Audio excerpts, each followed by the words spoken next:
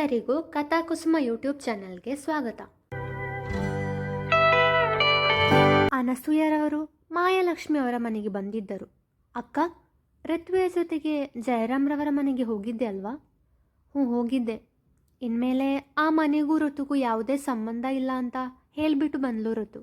ಆಮೇಲೆ ಅವಳ ಕೆಲವು ವಸ್ತುಗಳನ್ನು ತಗೊಂಡು ಬಂದ್ಲು. ನೋಡು, ಅದೇ ಆ ಬ್ಯಾಗ್ ಕಾಣ್ತಿದೆ ಅಲ್ವಾ, ಅದರಲ್ಲಿ ಇದೆ ಎಲ್ಲ ಎಂದು ಮಾಯಾರವರು ಹೇಳಿದಾಗ ಅನಸೂಯರವರು ಏನೋ ನೆನಪಿಸಿಕೊಂಡವರು. ಅಕ್ಕ, ಈ ಬ್ಯಾಗ್ ಹಾಗೂ ಕೆಲ ವಸ್ತುಗಳನ್ನು ನಾನೇ ಅವಳಿಗೆ ಬೆಂಗಳೂರಿಗೆ ಬರುವ ಮುಂಚೆ ಕೊಟ್ಟಿದ್ದೆ. ಅದರಲ್ಲಿ ಡ್ರಾಯಿಂಗ್ ಬುಕ್ ಕೂಡ ಇಟ್ಟಿದ್ದೆ. ಅಕ್ಕ, ನಿಂಗೆ ಗೊತ್ತಾ, ನಮ್ಮ ಋತುಪುಟ ಚಿಕ್ಕ ವಯಸ್ಸಿನಲ್ಲೇ ತುಂಬ ಚೆನ್ನಾಗಿ ಚಿತ್ರ ಬಿಡಿಸ್ತಾಳೆ. ನಮಗೆ ಆ ಬ್ಯಾಗ್ ತೆಗೆದು ನೋಡೋಣ ಎಂದಾಗ ಬೇರೆಯವರ ಬ್ಯಾಗ್ ನೋಡುವುದು ತಪ್ಪು ಅನಿಸಿದರು. ತನ್ನ ಮಗಳ ಬ್ಯಾಗ್ ತಾನೇ ಅಂದುಕೊಂಡ ಮಾಯಾರವರು ಸರಿ ಅನು ಎಂದರು. ಇಬ್ಬರು ಬ್ಯಾಗ್ ತೆರೆದು ನೋಡಿದಾಗ ಮೊದಲು ಚಿಕ್ಕ ಗಣೇಶನ ಮೂರ್ತಿ ಸಿಕ್ಕಿತು. ಅಕ್ಕ, ಋತುಗೆ ಗಣೇಶ ಅಂದರೆ ತುಂಬ ಇಷ್ಟ. ಪಾಪ ಮಗು, ಬೆಂಗಳೂರಿಗೆ ಬಂದ ಮೇಲೆ ಎಷ್ಟು ನೋವು ಅನುಭವಿಸ್ತಾಳೋ. ಯಾರ ಜೊತೆಗಾದರೂ ತನ್ನ ನೋವು ಹಂಚಿಕೊಳ್ಳಲಿ ಅನ್ನೋ ಕಾರಣಕ್ಕೆ ಅವಳ ಗಣೇಶನನ್ನು ಅವಳ ಜೊತೆ ಕಳಿಸಿದೆ ಎಂದ ಅನಸೂಯರವರು ಪುಟ್ಟ ಗೊಂಬೆಯನ್ನು ತೋರಿಸುತ್ತಾ, ಇದು ನನ್ನ ಮಗ ಅವನ ಋತು ಅಕ್ಕನಿಗೆ ಪ್ರೀತಿಯಿಂದ ಕೊಟ್ಟಿದ್ದು ಎಂದು ಆಮೇಲೆ ಅವರ ಫೋಟೋ ತೋರಿಸಿ, ಈ ಫೋಟೋ ನೋಡಕ್ಕ, ನಾನು ಋತು, ಸೃಷ್ಟಿ, ಆಮೇಲೆ ನನ್ನ ಪುಟ್ಟ ಋತು ಜೊತೆಯಲ್ಲಿ ತೆಗೆದುಕೊಂಡಿದ್ದು ಎಂದರು. ಮಾಯಾರವರು ಆ ಫೋಟೋದಲ್ಲಿದ್ದ ಋತ್ವಿಯನ್ನೇ ನೋಡುತ್ತಾ, ನನ್ನ ಕಂದ ಅದೆಷ್ಟು ಮುದ್ದಾಗಿದ್ಲು, ಅವಳ ತಂದೆಯ ರೂಪವನ್ನೇ ಹೋಲ್ತಿದ್ಲು ಅಲ್ವಾ ಎಂದಾಗ, ಅಕ್ಕ, ನೀನು ಇವಾಗಲೂ ಜಯರಾಮ್ರವರನ್ನು ಪ್ರೀತಿಸ್ತಾ ಇದೆಯಾ ಎಂದು ಕೇಳಿದ ಅನಸೂಯರವರ ಕಡೆಗೆ ನೋಡಿ ವಿಷಾದದ ನಗೆ ಬೀರಿ, ಪ್ರೀತಿ ಇದ್ದೇ ನಿಜ. ಅದು ನಾನು ಹಳ್ಳಿಯಲ್ಲಿ ಪ್ರೀತಿ ಮಾಡ್ತಿದ್ದ ಜಯರಾಮ್ರವರ ಮೇಲೆ, ರೇಖಾ ಗಂಡ ಜಯರಾಮ್ರವರ ಮೇಲೆ ಅಲ್ಲ. ಜಯರಾಮ್ರವರು ಪರಿಸ್ಥಿತಿಗೆ ಕಟ್ಟು ಬಿದ್ದು ರೇಖಾಳನ್ನು ಮದುವೆ ಆದರು. ಅವರು ಕೆಟ್ಟವರು ಅಂತ ನಾನು ಹೇಳ್ತಿಲ್ಲ. ಮದುವೆ ಮಂಟಪದಿಂದ ನಾನು ಓಡಿ ಬಂದಾಗ ನನಗೆ ಮದುವೆ ಆಗಿದೆ ಅಂತ ಅವರಿಗೆ ಹೇಳ್ಬೋದಿತ್ತಲ್ವಾ? ಅದು ಹೋಗಲಿ, ನನ್ನ ಮಗುನ ಅವರ ಕೈಗೆ ಒಪ್ಪಿಸುವಾಗ ಅವಳಿಗೆ ತಂದೆ ತಾಯಿ ಪ್ರೀತಿ ಸಿಗುತ್ತೆ ಅನ್ನೋ ವ್ಯಾಮೋಹವಿತ್ತು. ಆದರೆ ಆ ಮಗುಗೆ ಇಷ್ಟು ನೋವು ಕೊಡ್ತಾರೆ ಅಂತ ಗೊತ್ತಿರಲಿಲ್ಲ. ನನ್ನ ಮಗು ಅಂತ ನಾನು ಈ ಮಾತು ಹೇಳ್ತಿಲ್ಲ, ನನ್ನ ಮಗು ಅಂತ ಅವರಿಗೆ ಗೊತ್ತಾಗಿದೆ ಇವಾಗ. ಆದರೂ ತಮ್ಮ ಸ್ವಂತ ಮಗು ಜೊತೆ ಇಷ್ಟು ಕಠೋರವಾಗಿ ನಡ್ಕೋತಾರ? ನಾನೇ ನನ್ನ ಮಗಳ ಸಂತೋಷವನ್ನು ಹಾಳು ಮಾಡಿಬಿಟ್ಟೆ. ನನಗೆ ಜಯರಾಮ್ರವರ ಬಗ್ಗೆ ಆಗಲಿ ಅವರ ಕುಟುಂಬದ ಬಗ್ಗೆ ಆಗಲಿ ಮಾತನಾಡಲು ಇಷ್ಟವಿಲ್ಲಾನು ಎಂದು ತಮ್ಮ ಕಣ್ಣೀರನ್ನು ಒರೆಸಿಕೊಂಡರು. ಅಕ್ಕ, ಪ್ಲೀಸ್ ಅಳ್ಬೇಡ ಕಣೆ ಎಂದು ಮಾಯಾರವರನ್ನು ಸಂತೈಸಲು ಯತ್ನಿಸಿದರು ಅನಸೂಯರವರು. ಅಕ್ಕ, ಡ್ರಾಯಿಂಗ್ ಬುಕ್ ನೋಡು ಎಂದವರು ಮಾಯಾರವರ ಕೈಯಲ್ಲಿ ಡ್ರಾಯಿಂಗ್ ಬುಕ್ಕನ್ನಿಟ್ಟರು. ಡ್ರಾಯಿಂಗ್ ಬುಕ್ನ ಮೊದಲ ಪುಟ ತೆರೆದಾಗ ಮೊದಲ ಸಾರಿ ಋತ್ವಿ ಬೆಂಗಳೂರಿಗೆ ಬಂದಾಗ ಬಿಡಿಸಿದ ಚಿತ್ರವಿತ್ತು. ಅದರಲ್ಲಿ ಅನಸೂಯರವರು, ಸೃಷ್ಟಿ, ಪುಟ್ಟ ಋತಿಕ್ ಹಾಗೂ ಋತ್ವಿಯನ್ನು ಹೋಲುವ ಚಿತ್ರವಿತ್ತು. ಎರಡನೇ ಪುಟ ತಿರುವಿದಾಗ ತರಗತಿಯಲ್ಲಿ ಒಬ್ಬಂಟಿಯಾಗಿ ಕುಳಿತಿರುವ ಹುಡುಗಿಯ ಚಿತ್ರ. ನಂತರದ ಪುಟದಲ್ಲಿ ಋತ್ವಿ ಹಾಗೂ ಹಾರ್ದಿಕ್ ಚಿತ್ರ.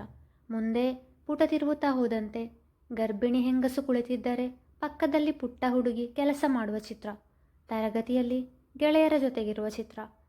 ವಿಶಾಲಾಕ್ಷಿಯವರ ಚಿತ್ರ, ತಾಯಿ ಮತ್ತು ಮಗುವಿನ ಚಿತ್ರ.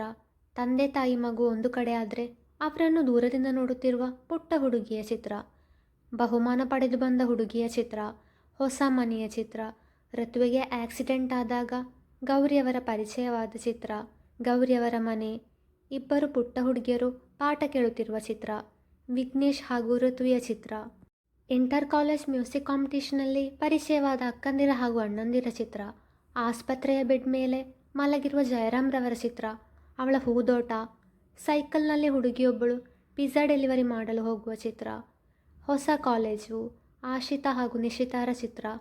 ತಪಸ್ ಬಗ್ಗೆ ಯೋಚಿಸುತ್ತಾ ನಿದ್ದೆ ಬರದಿದ್ದಾಗ ಬಿಡಿಸಿದ ಅವನ ಚಿತ್ರ. ಕರ್ನಲ್ ತಾತ ಬಂದೂಕು ಹಿಡಿದು ನಿಂತಿರುವ ಚಿತ್ರ. ಚಿತ್ರ ನೋಡುತ್ತಾ ಹೋದವರಿಗೆ ಅವಳ ಜೀವನದಲ್ಲಿ ನಡೆದ ಪ್ರತಿಯೊಂದು ಘಟನೆಗಳು ತಿಳಿಯುತ್ತಾ ಹೋಯಿತು. ಅವಳು ಅನುಭವಿಸಿದ ಕಷ್ಟಗಳನ್ನು ನೆನೆದು ಕಣ್ಣೀರು ಹಾಕಿದವರು ಕರ್ನಲ್ ಸುಬ್ಬಯ್ಯನವರ ಚಿತ್ರವನ್ನು ನೋಡಿ, ಅನು, ಇದು ಚಿಕ್ಕಪ್ಪ ಅಲ್ವಾ? ಚಿಕ್ಕಪ್ಪನಿಗೆ ನಮ್ಮ ಋತು ಪರಿಚಯ ಮೊದಲೇ ಇತ್ತ ಎಂದು ಮಾಯಾರವರು ಕುತೂಹಲದಿಂದ ಪ್ರಶ್ನಿಸಿದಾಗ ಅನಸೂಯರವರು ತನಗೆ ತಿಳಿದಷ್ಟು ವಿಚಾರವನ್ನು ಹೇಳಿದರು. ಅಕ್ಕ, ಮುಂದೆ ನೋಡೋಣ ಎಂದ ಅನಸೂಯರವರ ಬಳಿ ಸರಿ ಎಂದ ಮಾಯಾರವರು ಪುಟವನ್ನು ತಿರುವುತ್ತಾ ಹೋದರು. ತಪಸ್ ಹಾಡುವ ಚಿತ್ರ. ತಪಸ್ ಬಗ್ಗೆ ಕಂಡ ಕನಸಿನ ಚಿತ್ರ. ಅನಸೂಯರವರನ್ನು ಮತ್ತೆ ಭೇಟಿಯಾದ ಚಿತ್ರ. ಕಾಲೇಜಿನ ಕೊನೆಯ ದಿನ ಗೆಳತಿಯರೊಂದಿಗೆ ಕಳೆದ ಚಿತ್ರ. ತಪಸ್ ಋತ್ವಿಗೆ ಪ್ರಪೋಸ್ ಮಾಡಿದ ಚಿತ್ರ. ವಿಶಾಲಾಕ್ಷಿಯವರ ಚಿತ್ರ. ಅದರಲ್ಲಿ ಮಿಸ್ ಯು ಎಂದು ಬರೆದಿದ್ದಳು. ಅವರು ಜೀವಂತವಾಗಿಲ್ಲ ಎಂದು ತಿಳಿದಾಗ ಬಿಡಿಸಿದ ಚಿತ್ರವದು. ರಾಜಲಕ್ಷ್ಮಿಯವರ ಚಿತ್ರ, ದೇವಸ್ಥಾನದಲ್ಲಿ ತಪಸ್ ಹಾಗೂ ರೋಹಿಣಿಯವರನ್ನು ಭೇಟಿಯಾದ ಚಿತ್ರ, ವಿಘ್ನೇಶ್ ಹಾಗೂ ಸೃಷ್ಟಿಯ ಚಿತ್ರ, ಕೊನೆಯ ಚಿತ್ರ ತಪಸ್ ಮತ್ತು ಋತ್ವಿ ವಿರುದ್ಧ ದಿಶೆಯಲ್ಲಿ ಹೋಗುತ್ತಿರುವುದು. ಕೇಶವರಾಯರೊಂದಿಗೆ ಅವಳ ಮದುವೆ ನಿಶ್ಚಯಿಸಿದಾಗ ಬಿಡಿಸಿದ ಚಿತ್ರವದು. ಅದರ ನಂತರ ಅವಳು ಚಿತ್ರ ಬಿಡಿಸಲಿಲ್ಲ. ಇಬ್ಬರು ಅಕ್ಕ ತಂಗಿಯರು ಪರಸ್ಪರ ಮುಖ ನೋಡಿದರು. ಅಕ್ಕ, ಇನ್ಮುಂದೆ ಋತು ಹತ್ರ ಈ ವಿಷಯದ ಬಗ್ಗೆ ಮಾತಾಡೋದೇ ಬೇಡ.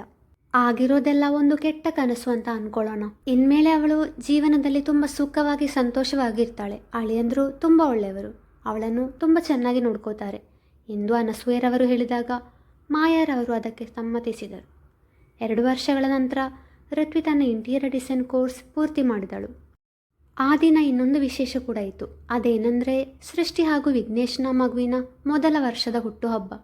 ಯಾವಾಗಲೂ ಕಿತ್ತಾಡುತ್ತಾ ಪ್ರೀತಿ ಮಾಡುತ್ತಾ ಇದ್ದ ಜೋಡಿಗಳು ವರುಷದ ಹಿಂದೆ ಮನೆಯವರಿಗೆ ವಂಶದ ಕುಡಿಯನ್ನು ನೀಡಿದ್ದರು. ಮಗುವಿನ ನಾಮಕರಣದ ವೇಳೆಯೂ ಜೋಡಿಗಳು ತಾನಿಟ್ಟ ಹೆಸರು ಸಾಕು ಎಂದು ಕಿತ್ತಾಡಿದಾಗ ಮನೆಯವರ ಒತ್ತಾಯದ ಮೇರೆಗೆ ಋತ್ವಿಯ ಆ ಮಗುವಿಗೆ ಅನಯ್ ಎಂದು ಹೆಸರಿಟ್ಟಿದ್ದಳು. ಇವತ್ತು ಅನಯ್ನ ಹುಟ್ಟುಹಬ್ಬದ ಸಲುವಾಗಿ ಋತ್ವಿ ತನ್ನ ಕುಟುಂಬ ಸಮೇತ ಬಂದಿದ್ದಳು. ಹುಟ್ಟುಹಬ್ಬದ ಕೇಕ್ ಕಟ್ ಮಾಡುವಾಗಲೂ ಮಗು ಸೃಷ್ಟಿಗೆ ಕೇಕ್ ತಿನ್ನಿಸುವಾಗ ವಿಘ್ನೇಶ್ ಅದನ್ನು ಮಗುವಿನ ಕೈಯಿಂದ ಪಡೆದು ತಿಂದ. ಮಗು ತಂದೆಯನ್ನೇ ದುರುಗುಟ್ಟಿ ನೋಡಿದಾಗ ನೀನು ಷಷ್ಠಿ ವರ್ಷನ್ 2 ಎಂದಿದ್ದ. ಅವನ ಮಾತಿಗೆ ಎಲ್ಲರೂ ನಕ್ಕರು. ಋತ್ವಿ, ಮುಂದಿನ ವರ್ಷ ನಮಗೆ ನೀನು ಮೊಮ್ಮಗುನ ಕೊಡಬೇಕು ಎಂದು ರಾಜಲಕ್ಷ್ಮಿಯವರು ಹೇಳಿದಾಗ ನನಗೆ ಒಂದು ಗುರಿ ಇದೆ, ಅದು ತಲುಪಿದ ಮೇಲೆ ಖಂಡಿತ ನಿಮ್ಮ ಆಸೆಯನ್ನು ನೆರವೇರಿಸ್ತೀನಿ ಅಜ್ಜಿ ಎಂದು ಹೇಳಿದವಳು ತಪಸ್ನ ಕಡೆಗೆ ನೋಡಿದಾಗ ಅವನು ಕೂಡ ಕಣ್ಣಲ್ಲೇ ಸರಿ ಎಂದು ಭರವಸೆ ನೀಡಿದ್ದ. ಮುಂದುವರೆಯುವುದು. ಈ ಕಥೆ ನಿಮಗೆ ಇಷ್ಟವಾಗಿದ್ದರೆ ಲೈಕ್ ಮಾಡಿ, ಶೇರ್ ಮಾಡಿ, ಕಮೆಂಟ್ ಮಾಡಿ. ಹಾಗೆ ಈ ಚಾನೆಲ್ನ ನೀವು ಸಬ್ಸ್ಕ್ರೈಬ್ ಮಾಡಿಲ್ಲ ಅಂದರೆ ಸಬ್ಸ್ಕ್ರೈಬ್ ಮಾಡಿ. Thank you.